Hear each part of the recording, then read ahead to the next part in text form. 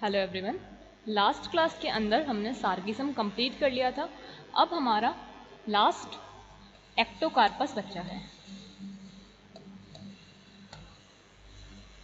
ये last topic है and इसी के साथ आपकी सेकेंड यूनिट भी कंप्लीट हो जाएगी। एक्टोकार्पस किसका मेंबर है? हम जो फियोफाइसी क्लास पढ़ रहे थे,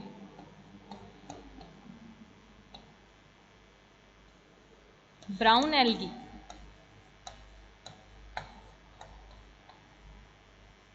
इसी का मेंबर है एक्टोकार्पस। तो फियोफाइसी के हमने दो मेंबर पढ़े थे, एक्टोकार्पस एंड सार्गेसम। चलिए एक्टोकार्पस को स्टार्ट करते हैं। First of all, classification.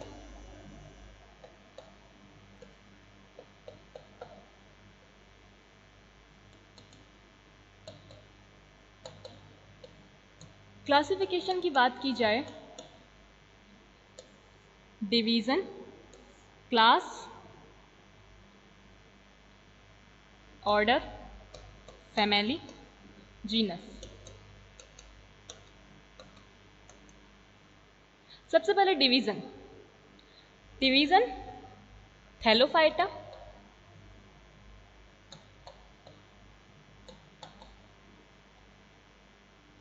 Class Phaeophyceae, brown algae की क्लास है। ऑर्डर एक्टोकार्पेल्स, काफी इजी है। एक्टोकार्पेल्स, सिर्फ आपको एल्स लगाना है एंड में, जो ऑर्डर के एंड में लगता है। फैमिली एक्टोकार्पेसी,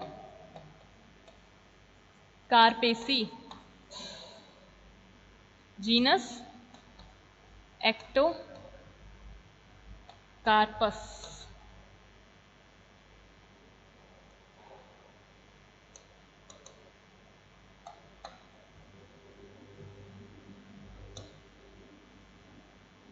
ये हो गया क्लासिफिकेशन। सार्गेसम में कैसा था? सार्गेसम को जब आपने पढ़ा था तो आपको ऑलमोस्ट चीजें सेम लगी थी, जैसे कि इनके अंदर भी डिवीजन यही था, थैलोफाइटा, क्लास फियोफाइसी, ये भी ब्राउन एल्गी का ही मेंबर था, तो क्लास फियोफाइसी। ऑर्डर, सिर्फ ऑर्डर चेंज होता था, जो था फ्यूकेल्स। सार्गेसम की बात कर रहे हैं हम, सिर्फ ऑर्डर चेंज होता था। अगर हम फैमिली की बात करें,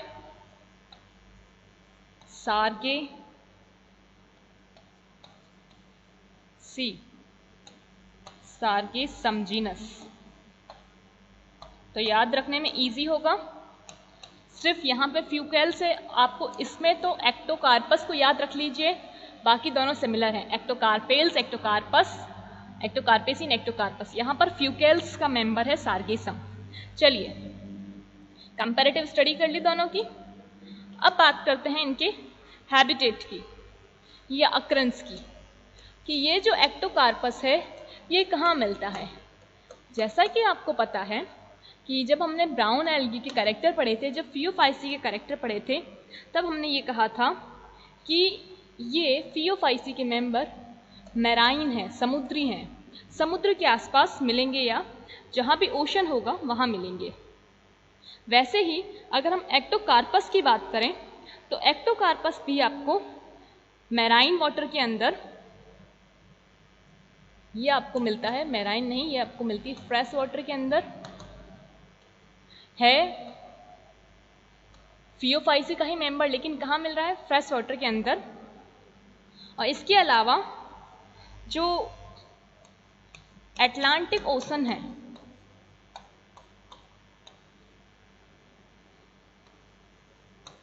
उसके किनारों पर, बीचेस पे, ठीक है। अगर इंडिया में बात करें तो इंडिया के अंदर इसकी 16 स्पीसीज मिलती हैं। कितनी? 16 species out of 100 species. India में इसकी 16 स्पीसीज मिलती हैं।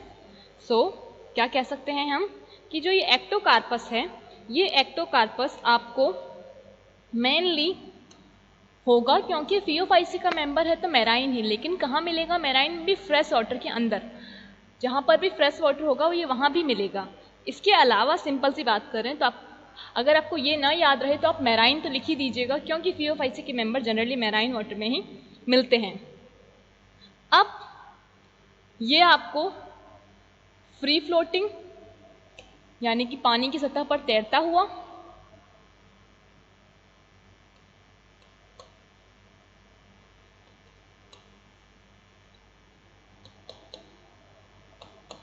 सेकंड एपिफाइट दूसरे प्लांट्स के ऊपर, या फिर लिथोफाइट्स रॉक्स के ऊपर भी मिलता है। दैट मीन कि जहाँ भी मैराइन हैबिटाट हो गया, जहाँ भी इसको जैसा हैबिटाट चाहिए वहाँ पर या तो ये उस वाटर के ऊपर फ्लोट कर रहा हो अपर सरफेस पे, यहाँ पर फ्लोट कर रहा हो सिर्फ, हो सकता है एपिफाइट हो कि यहाँ पे कोई प्लांट उगा या कोई एल्गी है उसके ऊपर ये प्रेजेंट हो, या फिर लिथोफाइट्स कि यहाँ जो रॉक्स हैं उनके ऊपर प्रेजेंट हो। लिथोफाइट्स का मतलब ऑन रॉक्स, एपिफाइट्स का मतलब on plants, and free floating का मतलब जो पानी की सतह पर तैरते हैं ऊपर, मुक्त प्लावी जिन्हें हिंदी में कहते हैं। अब अगर इनकी स्पीसीज की बात की जाए कि कितनी स्पीसीज मिलती हैं और कहाँ कहाँ मिलती हैं, तो एक्टोकार्पस की स्पीसीज में मेनली इंडिया के अंदर ही आपको मिलता है वेस्टर्न कोट्स पे, यानी कि वेस्टर्न घाट्स पे। अब स्पीसीज कौन कौन सी मिलती हैं इंडिया में?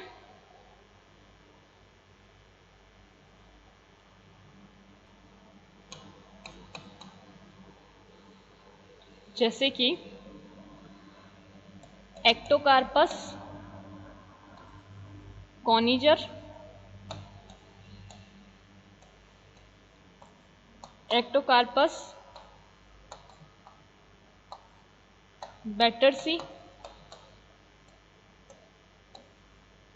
एक्टोकार्पस अरेबिकस, ये सारी हैं स्पीसीज जो इंडिया में मिलती हैं। इसके अलावा डर्मोनीमेटिस, बर्बिटिक्यूलेटिस, जितनी आपको याद रह जाए, ये 3-4 स्पीसीज मैंने बता दी। अब फ्री फ्लोटिंग की बात करें कि अगर फ्री फ्लोटिंग हमने कहा था मुक्त प्लावी, उसमें कौन कौन से एक्टोकार्पस की स्पीसीज हैं? तो फ्री फ्लोटिंग के अंदर मिलती हैं एक्टोकार्पस ब्रेवी आर्टिक्यूलेटस,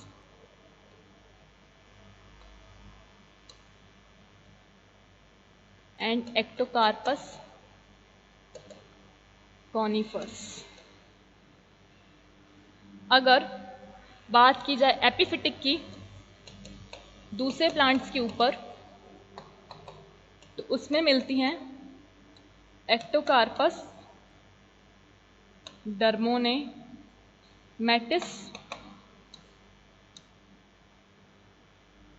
एंड एक्टोकार्पस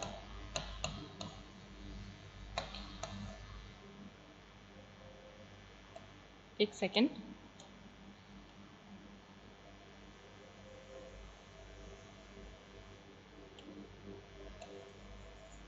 फैसिक्यूलेटस, ये हैं एपिफिटिक। अब इसके बाद में कुछ ऐसी स्पीसीज भी हैं जो कि एपिफिटिक के अंदर अलग अलग प्लांट्स में मिलती हैं, जैसे कि कुछ आपको फिशेस पे मिलेंगी, कुछ आपको एल्गी पे मिलेंगी, कुछ अदर प्लांट्स में मिलेंगी। तो स्पीसीज टू स्पीसीज वेरी करता है, आप ये कॉमन नाम याद रख लीजिएगा। अब बात करते हैं इसके थैलस के स्ट्रक्चर की कि एक्टोकार्पस का थैलस कैसा होता है। एक्टोकार्पस की अगर थैलस के स्ट्रक्चर की बात करें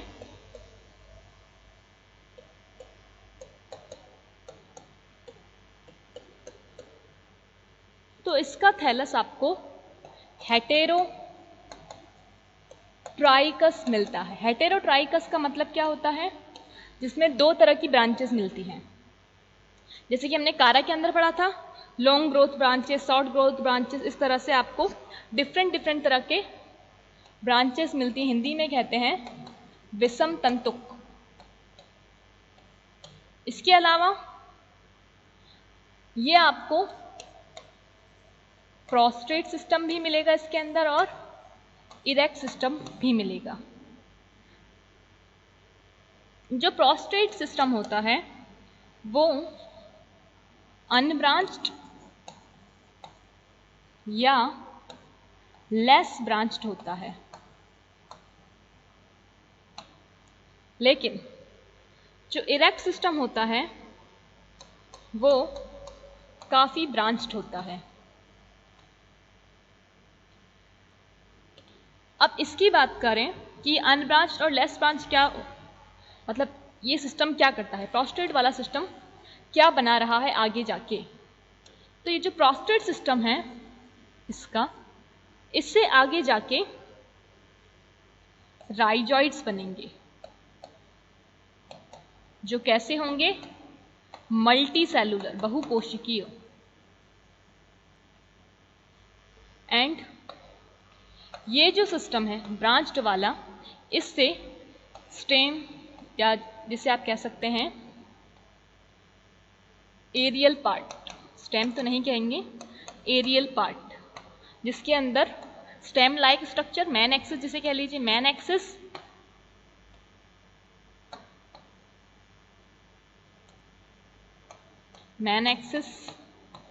ब्रांचेस, स्पोरेंजिया वगैरह सब यहीं पर लगेंगी। तो आपको ये पॉइंट समझ में आया कि जो थैलस है इसका, उसमें दो तरह के सिस्टम है, एक प्रोस्टेट और एक है इरेक्ट। प्रोस्टेट की बात करें तो वो कम ब्रांच्ड होता है और क्या बनाता है? राइजॉइड्स, मूलाभास, जो कि क्या करेंगे? इसे सबस्ट्रेट से अटैच करके रखेंगे, जो कैसे होते हैं? मल्टी सेलुलर होते हैं, बहुकोशिकीय होते हैं। लेकिन जो इरेक्ट सिस्टम है वो ब्रांच्ड होता है, उसके अंदर आपको मैन एक्सिस मिलेगा जो फर्दर ब्रांच्ड होगा और उसमें बहुत सारी ब्रांचेस लगी होंगी, यानी कि एरियल पार्ट बनाता है, वायवीय भाग।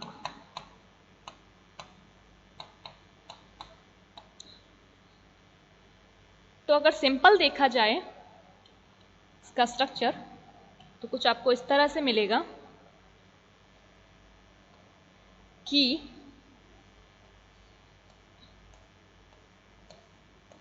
ये हो गया इसका प्रोस्टेट सिस्टम। अब यहां से बहुत सारी ब्रांचेस निकलती हैं।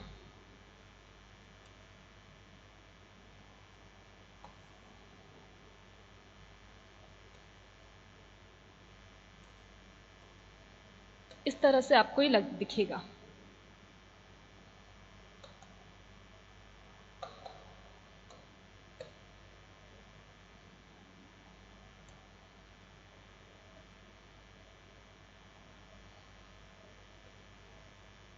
और यहां पे ये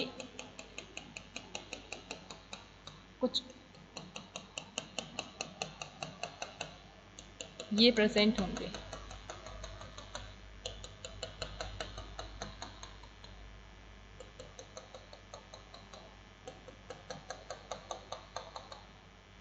इसका डायग्राम मैं आपको पूरा बना के बता देती हूँ।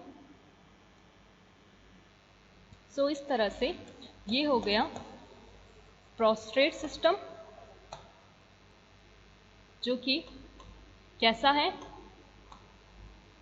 मल्टी सेलुलर,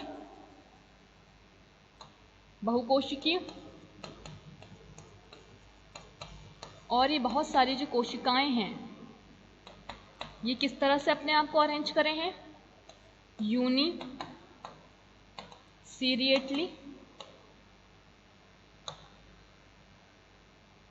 यूनिसीरिएट का मतलब एक पंक्ति,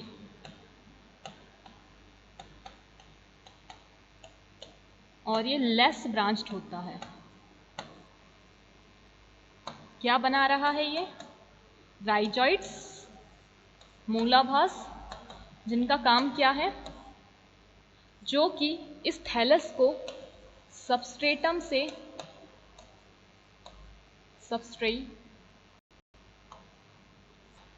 टर्म से अटैच रखते हैं, और जो फ्री फ्लोटिंग होता है वहां पर आपको ये और कम डेवलप मिलेगा। लेकिन या फिर ऐसे कह लीजिए एंकरेज करने का काम करते हैं, बांधे रखने का। लेकिन अगर इरेक्ट सिस्टम की बात करें, ये है इसका इरेक्ट सिस्टम, जिसमें ये हैं ब्रांचेस, ये बहुत ज़्यादा ब्रांच मिलेगा। ये पूरा अगर बात करें तो ये पूरा है इरेक्ट सिस्टम, जो बहुत ज़्यादा ब्रांच्ड है, और ये ब्रांचेस भी किस तरह से हैं, मल्टी सेलुलर एंड यूनिसीरिएटली खुद को प्रेजेंट करें हैं। तो ये हो गया इसका स्ट्रक्चर। अब ये जो एरियल सिस्टम है, जो इरेक्ट सिस्टम है, यही बहुत सारी तरह के ऑर्गन डेवलप करेगा, लाइक स्पोरेंजिया।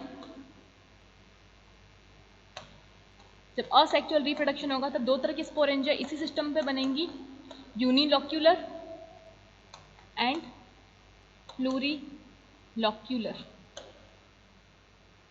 चलिए यहाँ तक क्लियर हुआ। अब बात करते हैं इसके सेल की स्ट्रक्चर की, कि इसके अंदर किस टाइप का सेल का स्ट्रक्चर प्रेजेंट होता है। तो एक्टोकार्पस की सेल का स्ट्रक्चर अगर देखें, सेल स्ट्रक्चर मेनली हम क्या ध्यान रखते हैं, मेनली हमें देखना होता है कि सबसे पहले ये इसकी सेल वॉल कितनी है, या फिर इसकी सेल वॉल किससे मिलके बनी है। तो इसकी सेल वॉल आपको 2 लेयर्ड मिलेगी, 2 परतें होंगी। आउटर लेयर को बाह्य परत, जो बाह्य वाली है, बाह्य वाली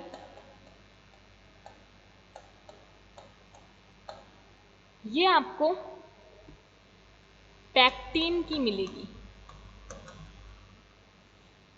जो कैसा होगा, जिलेटिनियस। लेकिन जो इनर लेयर है ये आपको सेल्यूलोज की मिलेगी।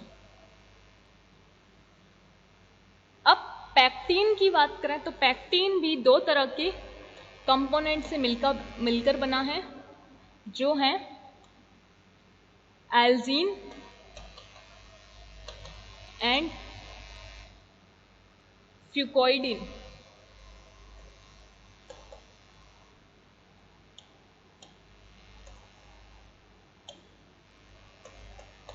फ्यूकोइडिन, तो याद रखिएगा पैक्टीन इन 2 से मिलके बना है, और इस पैक्टीन ने आउटर लेयर को बनाया है, इनर लेयर सेल्यूलोज की बनी थी। इसके बाद में इनके अंदर एक न्यूक्लियस होगा, यानी कि यूनिन्यूक्लिएट कंडीशन, एक केंद्र की।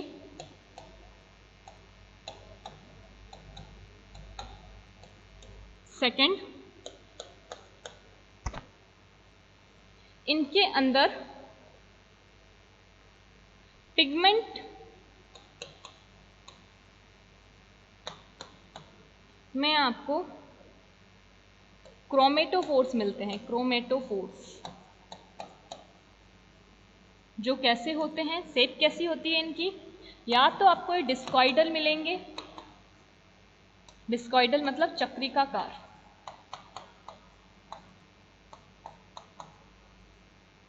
या फिर आपको ये रिबन शेप्ड मिलेंगे।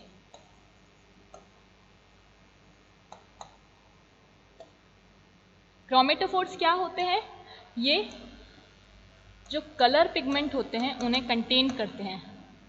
जैसे कि ये ब्राउन एल्गी है तो इसमें ये ब्राउन फ्यूकोजेंथिन इनको कैरोटीन वाले को कंटेन करेंगे। अब क्रोमेटोफोर क्या क्या कंटेन कर रहा है, तो इसके पास में क्लोरोफिल में तो ए और सी, जो कि फियोफाइसी का कैरेक्टर था।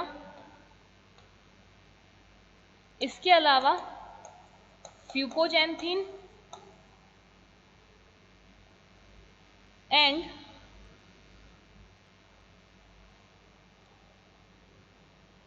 कैरोटीन,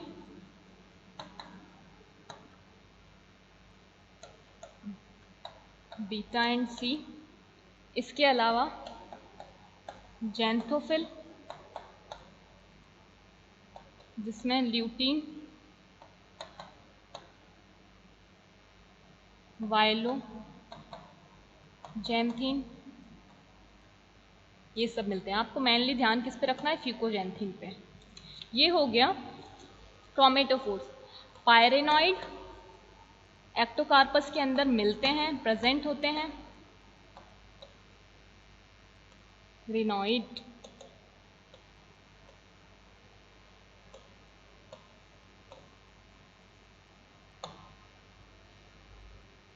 रिजर्व फूड की बात करें, रिजर्व फूड, तो रिजर्व फूड में आपको इसमें लैमिनेरियन एंड मैनिटोल स्टार्च मिलेगी, जो कि क्या है? मैरिन स्टार्च, समुद्री स्टार्च कहा जाता है। इसके अलावा आपको इसके अंदर, इस सेल के अंदर फ्यूकोजन वेसिकल मिलती हैं। तो ये होता है सेल का स्ट्रक्चर, और हम इसे नेक्स्ट क्लास में डायग्रामेटिकली एक बार रिकॉल कर लेंगे एंड इसके बाद में इन असेक्सुअल रिप्रोडक्शन की तरफ मूव करेंगे। चलिए नेक्स्ट क्लास में मिलते हैं। कोई डाउट हो